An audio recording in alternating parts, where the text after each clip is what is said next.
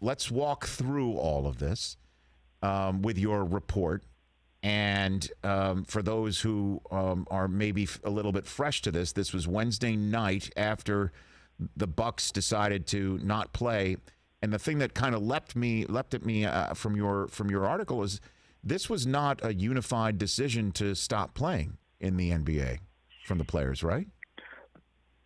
No, it wasn't at all. This was, I know boycott is being used, but really it wasn't that. A boycott is a organized plan of attack where everybody is in sync. And that wasn't the case. The Milwaukee Bucks actually intended to forfeit that game and take a loss, and then the series would have been 3-2 in their favor.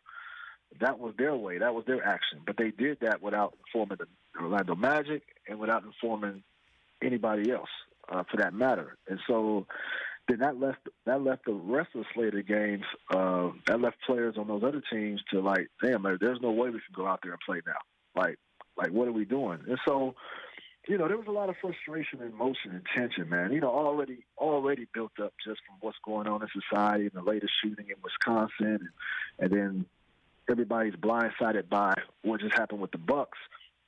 And LeBron James was one of the ones, he was really frustrated. But his reasoning for that was because it's like, we didn't plan to do this. This wasn't an organized effort. So what are we doing?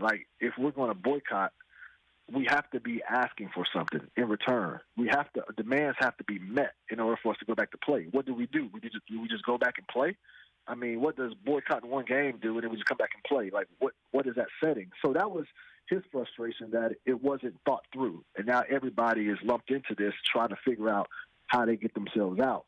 And, there's a lot of different personalities in the room, a lot of different players. And at first, LeBron James and the Lakers, they voted, nah, we didn't want to play.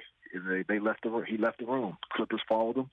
And leading up to the next day, which was Thursday, they finally got the Clippers and the Lakers on board. And it took a lot. You have to commend Chris Paul, Andre Iguodala, Udonis Haslem, C.J. McCollum. They worked around the clock, hours, getting very little sleep over that last 48-hour period, and try to get as many people on the same page as possible. And so I have to commend them for, bringing NBA basketball back.